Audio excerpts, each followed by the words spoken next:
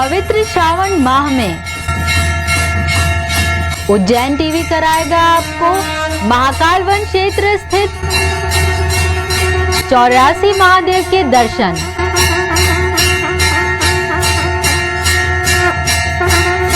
प्रतिदिन कीजिए एक महादेव के दर्शन और जानिए उनकी गाथा केवल उज्जैन टीवी के समाचारों में।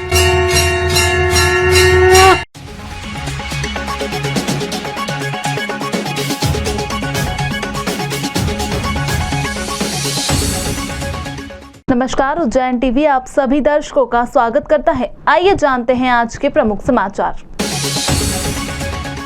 महाकाल अव्यवस्था से सबक लेते हुए प्रशासन ने तय की नई गाइडलाइन, सोमवार से होगा इस पर अमल। पक्षियों के बसेरे उजड़ने के दौर में राहत भरा प्रयास है पक्षियों के नीड़ के निर्माण का। नीलगंगा पुलिस ने 8 शातिर बदमाशों को पकड़ा लूट की योजना बनाते हुए। शास्त्र सम्मत में आयुर्वेदिक पद्धति से निर्मित धूम्रपान अस्थमा में है लाभप्रद। इसी के साथ स्काउट गाइड्स सेवा संकल्प के साथ मनाता है स्कार्फ दिवस। और अब समाचार विस्तार से। सावन के पहले सोमवार क्राउड मैनेजमेंट को लेकर हुई अव्यवस्था के बाद अब प्रशासन ने महाकाल दर्शन के लिए नई गाइडलाइन तय कर दी है।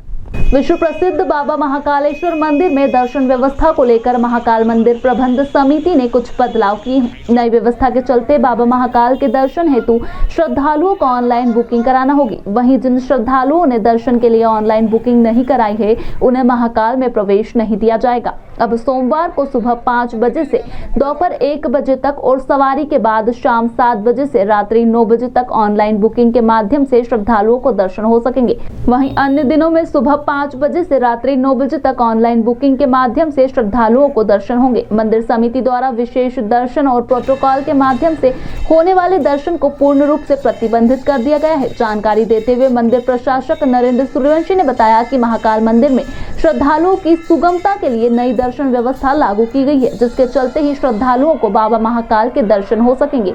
वहीं ऑनलाइन बुकिंग के लिए श्रद्धालुओं को वैक्सीनेशन सर्टिफिकेट या RT-PCR की जांच रिपोर्ट लगाना अनिवार्य होगी। देखिए, जैसे जैसे सावन के पर्व का वक्त नज़दीक आते आ रहा है और जो दूसरी श्रावण मास का दूसरा सोमवार आ रहा है, तो दर्शकों की व्यवस्थाओं को और अधिक सुदृढ़ करने की दृष्टि से हम लोगों ने, जैसा आपको विदित है कि महाशिवरात्रि पर्व पर हम लोगों ने 4 धाम की तरफ से सारे दर्शन करे थे, तो इस बार भी हम लोगों ने 4 धाम मंदिर से दर्शन की व्यवस्था करी है। वही सेम प्रोटोकॉल रहेंगे, कोविड प्रोटोकॉल का पालन करना पहली बात। दूसरी बात जो भी है, सारी एम्यूनिटीज़ जो है, प्रसाद काउंटर, शीघ्र दर्शन व्यवस्था, प्रोटोकॉल सब 4 धाम मंदिर से होगा। वहीं पार्किंग होगी, वहीं लोगों के जूता स्टैंड होंगे। तो लोग हरिपाटक ब्रिज से नीचे आएंगे। 4 धाम मंदिर से जो भी प्री बुकिंग के लोग हैं और जो दूसरे दर्शनार्थी हैं वो बैरिकेड के माध्यम से शंखद्वार और शंखद्वार से फिर गेट नंबर 6 से होते हुए कार्तिक मंडपम में गणेश मंडपम और फिर वापस बाहर निकल के शंखद्वार से बाहर की तरफ चले जाएंगे। चल उड़ जा रहे पंछी को उड़ना ही होता है, क्योंकि तथाकथित विकास उनके नीड़ को उजाड़ कर ही होता है। ऐसे में पक्षियों के लिए कोई बसेरा बनाए तो वो लीक से हटकर किया गया सत्कर्म ही कहलाएगा। गुजरात की टाइल्स निर्माता कंपनी ने चिंतामण स्थित वैदिक शोध संस्थान परिसर व मंगलनाथ मंदिर में पक्षी घर का निर्माण किया। हाईराइज पक्षी घर में पक्षियों के रहने के लिए अनुकूल वातावरण है। मंगलनाथ मंदिर में तो पक्षियों ने इनमें रहना भी शुरू कर दिया। शहर में बसाहट का विस्तार तेजी से हो रहा है। कॉलोनाइजर्स ने भी शहर से दूर ग्रामीण क्षेत्रों में कॉलोनियां काटी हैं। शहर के प्राचीन मंदिरों में भी सौंदर्यीकरण व विस्तार के काम जारी हैं। नवनिर्माण के लिए पेड़ों की कटाई भी बड़े पैमाने पर हुई है। इससे सैकड़ों पक्षियों के आशियाने उजड़ गए। पक्षियों के पुनर्वास के लिए गुजरात की एक टाइल्स निर्माता कंपनी आगे आई। कंपनी ने महाकाल मंदिर समिति के चिंतामण स्थित वैदिक शोध संस्था परिसर तथा मंगलनाथ मंदिर में पक्षियों के लिए पक्षी घर के नाम से आधुनिक घरौंदों का निर्माण किया। करीब 70 फीट ऊंचे पक्षी घर में परिंदों के रहने के लिए पर्याप्त इंतजाम है। मंगलनाथ में तो पक्षी अपने नए घर में भी आ गए हैं। वैदिक शोध संस्था परिसर में बना पक्षी घर फिलहाल वीरान है। लूट की योजना बनाते हुए 8 शातिर बदमाशों को पुलिस ने किया गिरफ्तार। पकड़ाए बदमाशों में 3 से 4 का आपराधिक रिकॉर्ड भी है। नीलगंगा थाना अंतर्गत वाकणकर ब्रिज के समीप 8 शातिर बदमाश लूट की योजना बना रहे थे। पुलिस को सुराग मिलते ही पुलिस ने उन्हें धर दबोचा। पकड़ाए बदमाशों में 3-4 बदमाश का आपराधिक रिकॉर्ड भी है। यह जानकारी देते हुए नीलगंगा थाने के सब इंस्पेक्टर जितेंद्र सोलंकी ने बताया। जी, इस विषय में हमको कल सूचना प्राप्त हुई थी। मध्य रात्रि को सूचना प्राप्त हुई थी कि कुछ लोग डकैती की योजना बना रहे हैं। वाकणकर ब्रिज के आगे एक खेत है, खेत के टपरे के नीचे कुछ लोग बैठे हैं और कुछ डकैती टाइप की कुछ योजना बना रहे हैं। तो इस सूचना को हमने वरिष्ठ अधिकारियों को अवगत करवाया और टीम गठित करके हम मौके पर गए। श्रीमान थाना प्रभारी महोदय के नेतृत्व में पहुँचे। जाकर देखा तो 7 से 8 लोग बैठे थे टपरे के नीचे और गोल्डन पेट्रोल पंप पर लूट की उनकी योजना थी डकैती डालने की। हमने उनको मौके से पकड़ा। उनके पास से कुछ आला जरब हथियार जब्त किए हम लोगों ने और लेके थाने आए हैं और अपराध पंजीबद्ध कर आज न्यायालय में पेश किया जाएगा। धूम्रपान स्वास्थ्य के लिए हानिकारक होता है, पर आप क्या जानते हैं धूम्रपान स्वास्थ्य के लिए लाभदायक भी होता है, अपितु वो धूम्र निकोटीन की नहीं जड़ी बूटियों की होती है। जी हाँ, आयुर्वेद शास्त्र में धूम्रपान को अस्थमा रोग के लिए औषधि के रूप में सम्मिलित किया गया है। इस धूम्रपान उपचार में मुलेठी, वसा, तेजपत्ता, नागरमोथा, जटामांसी, पीपल छाल, बरगद छाल, तेजपत्ता का उपयोग किया जाता है। ठंड या बारिश में अस्थमा रोग बढ़ने पर यह धूम्रपान बहुत लाभदायक होता है। आयुर्वेद चिकित्सक डॉक्टर निरंजन सराफ ने बताया कि पिछले 3 वर्षों में वे लगभग 200 मरीजों का उपचार धूम्रपान पद्धति से कर चुके हैं, जिनमें शाजापुर, रतलाम व इंदौर तक के मरीज शामिल हैं। यहाँ पर धूम्रपान पद्धति से दमा रोग का विशेष रूप से उपचार किया जाता है। आयुर्वेद में धूम्रपान का वर्णन प्राचीन काल से ही है और प्रतिदिन धूम्रपान का प्रयोग ऋषि मुनियों ने बताया है, जिससे हमारे फेफड़े स्वस्थ रहें, उसमें जो भी म्यूकस बनता है वह निरंतर बाहर निकलता रहे, जिससे फेफड़े के कोई भी रोग, दमा है या सर्दी खांसी है आदि ना हो, वहाँ पर सूक्ष्म जीवों की वृद्धि ना हो। इसलिए आयुर्वेद शास्त्र में प्रतिदिन धूम्रपान का वर्णन किया गया है। कितने वर्षों से यहाँ पे इलाज किया जा रहा है? ये लगभग हम पिछले 3 वर्षों से यहाँ पर धूम्रपान चिकित्सा पद्धति का प्रयोग कर रहे हैं, परंतु पिछली जनवरी के पश्चात हम इसका प्रयोग नहीं कर पा रहे हैं, क्योंकि कोरोना महामारी के कारण सामूहिक रूप से और धूम्रपान नहीं कराया जा सकता है।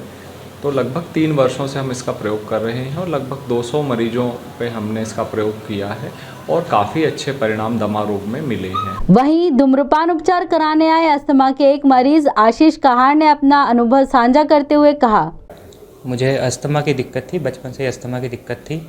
तो यहाँ पर मैं पिछले साल 2020 में जनवरी में आया था अस्थमा की शिकायत लेकर के। तो डॉक्टर साहब ने बताया कि इस तरीके से हुक्का वगैरह पी करके आराम लगेगा। तो उस टाइम भी मैंने हुक्का पिया था, तो उससे मुझे काफ़ी आराम लगने लगा और उसी तरह मुझे निर्देश दिए गए कि आगे भी ऐसा ही हुक्का मुझे लेना है। 1 अगस्त 1907 को स्काउट गाइड की स्थापना के साथ ही स्कार्फ डे की शुरुआत हुई थी। स्कार्फ धारण करने के लिए उसमें एक गुड टर्न नॉट लगाई जाती है। भारत स्काउट एवं गाइड स्कार्फ डे 1 अगस्त 1907 से जब से स्काउटिंग की शुरुआत हुई है तब से मनाया जाता है। स्काउट एवं गाइड को स्कार्फ दीक्षा के समय दिया जाता है, जिसका यूनिफॉर्म में बड़ा महत्व होता है। यूनिफॉर्म में स्कार्फ धारण करने एवं उसमें एक गुड टर्न नॉट लगाई जाती है, जिसका अर्थ है प्रतिदिन एक भलाई का कार्य देश सेवा के हित में करना एवं स्काउट के सिद्धांतों का पालन करना है। ईश्वर के प्रति अपना कर्तव्य, देश के प्रति अपना कर्तव्य, दूसरों के प्रति अपना कर्तव्य निर्वाह, इन सिद्धांतों पर चलकर देश सेवा करना, इस कोरोना जैसी वैश्विक महामारी से निपटने हेतु जन जागरण करना, इसी उद्देश्य के साथ 1 अगस्त 2021 स्कार्फ डे मनाया जा रहा है। स्कार्फ का उपयोग एक स्काउट गाइड भलीभांति जानता है। इसका उपयोग फर्स्ट एड साधन के अभाव में पट्टी बांधने के कार्य में भी किया जाता है। स्काउट गाइड संस्था मुख्य रूप से युवा नेतृत्व के हेतु कार्य करती है। इस संस्था के अंतर्गत कब्स बुलबुल स्काउट गाइड रोवर रेंजर के रूप में छात्र छात्राएं प्रतिभागिता करते हैं। यह विश्व के 170 देशों में संचालित है। इस संबंध में जानकारी देते हुए डीओसी गाइड उज्जैन जिला संघ श्रीमती अनुभूति सिंह, राज्य संगठन आयुक्त गाइड राज्य मुख्यालय भोपाल श्रीमती चंद्रकांता उपाध्याय व राष्ट्रपति सम्मान प्राप्त शिक्षक सुरेश पाठक ने बताया। वर्ल्ड स्कार्फ डे पर भारतवर्ष के एवं साथ ही मध्य प्रदेश भारत स्काउट गाइड के सभी युवाओं, युवा शिक्षकों एवं स्काउट गाइड्स को बहुत बहुत शुभकामनाएं।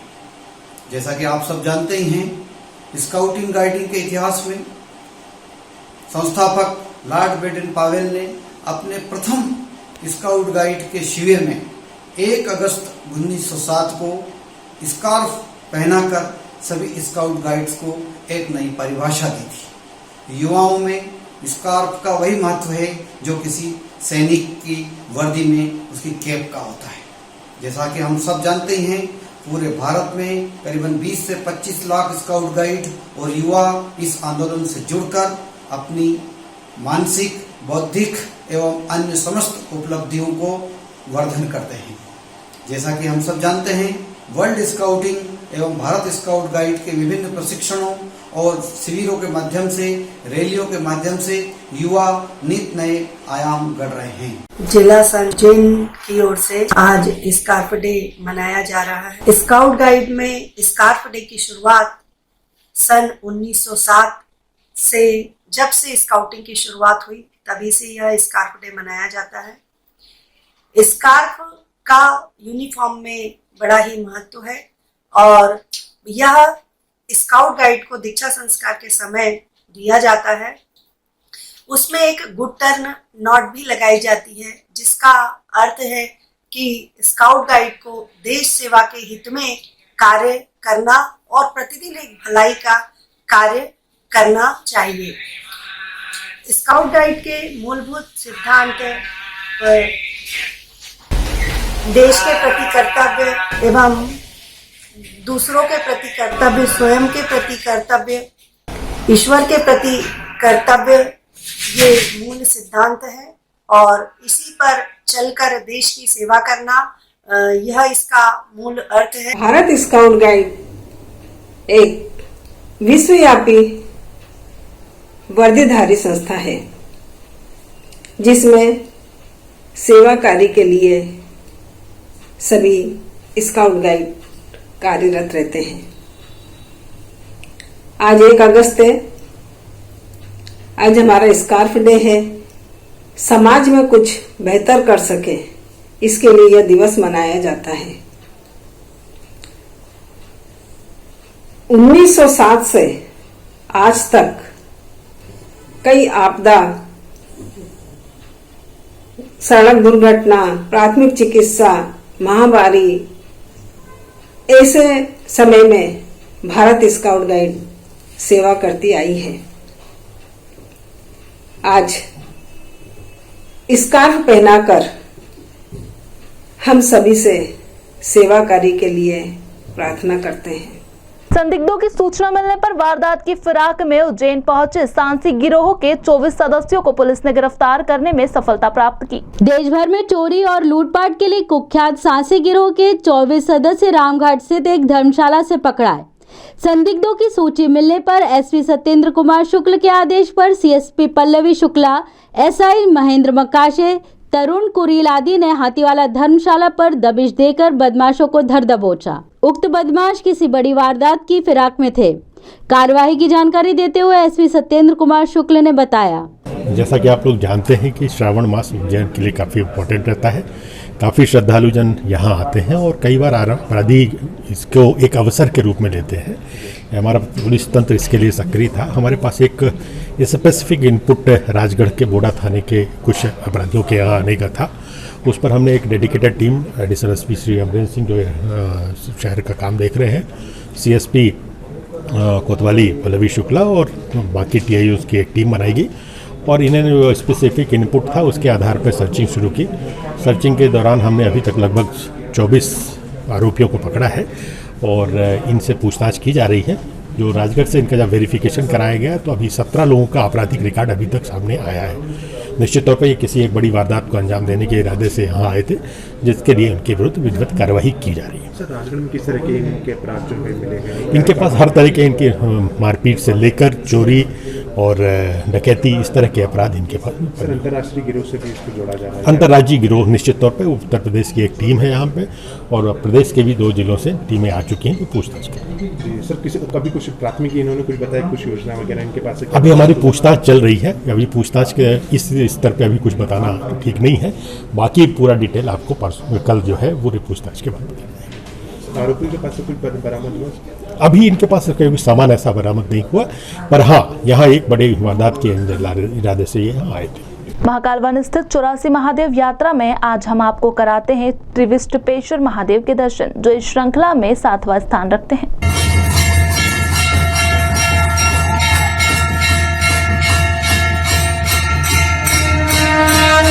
एक बार देवऋषि नारद घूमते हुए स्वर्ग की इंद्र सभा में पहुंचे और वहां उन्होंने महाकाल वन की प्रशंसा की।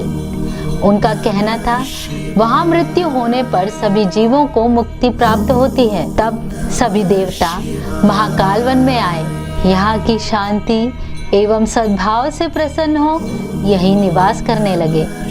इंद्र ने देखा कि स्वर्ग खाली हो गया है तो वे स्वयं भी अवंतिका में आ गए और सदाशिव की आराधना करने लगे।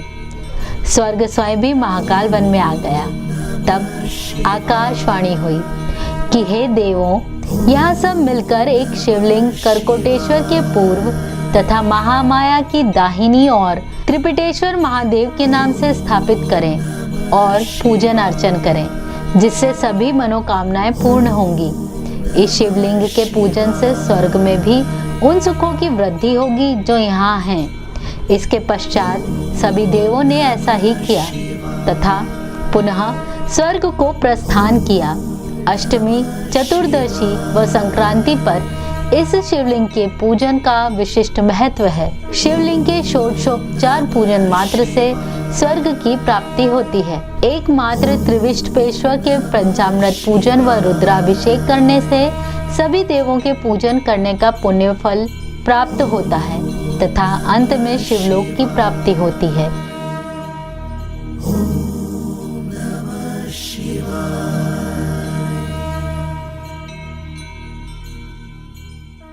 इसी के साथ आगे चलते हैं वेधशाला से प्राप्त मौसम के आंकड़ों की ओर।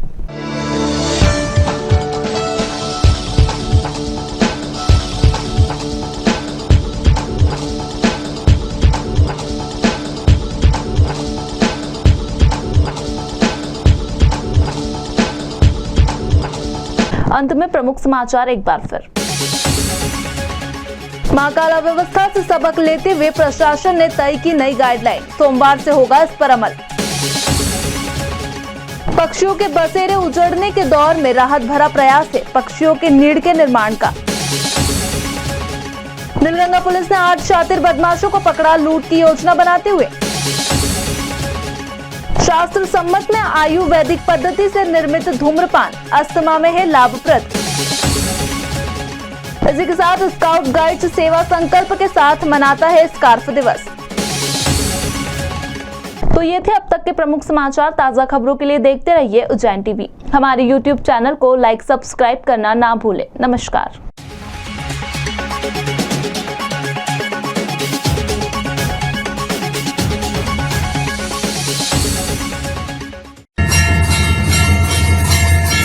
पवित्र श्रावण माह में उज्जैन टीवी कराएगा आपको महाकाल वन क्षेत्र स्थित 84 महादेव के दर्शन।